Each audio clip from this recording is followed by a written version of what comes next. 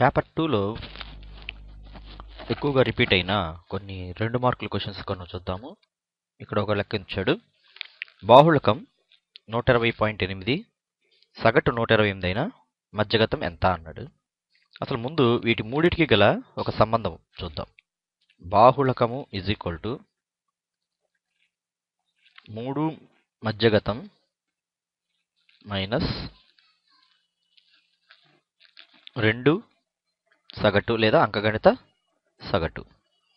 ఇక్కడ మనకి బాహుళకం అనేది 120.8 అని ఇచ్చాడు.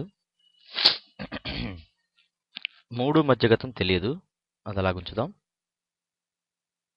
మైనస్ 2 ఇంటూ సగటు అంటే 128. That is equal to 120.8 is equal to 3 మధ్యగతం మైనస్ 2 128లు 256. ఈ మైనస్ 256ని అటువైపు తీసుకెళ్దాం.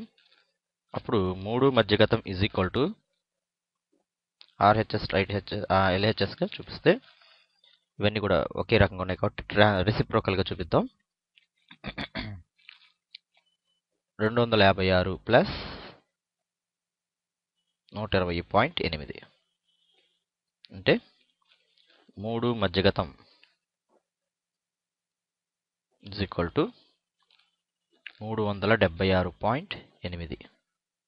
ఇప్పుడు మనకు కావాల్సిన మధ్యగతాన్ని కనుగొనడానికి 3ని అటువైపు తీసుకెళ్తే అది 376.8/3. క్యాన్సిల్ చేస్తే 1 టైమ్ 2 టైమ్స్ 7 16 వస్తే 5 టైమ్స్ 1 మిగులుతుంది. పాయింట్ పెడదాం. 18 అంటే 6 సార్లు. సుమారుగా మధ్యగతం ఈ సూత్రం నుంచి మనం కనుగొన్నాం 125.6 అవుతుంది. ఇదే మోడల్లో ఎక్కువగా లెక్కలు రిపీట్ అవుతుంటాయి. వాటిని మనం చూడాలి జాగ్రత్తగా.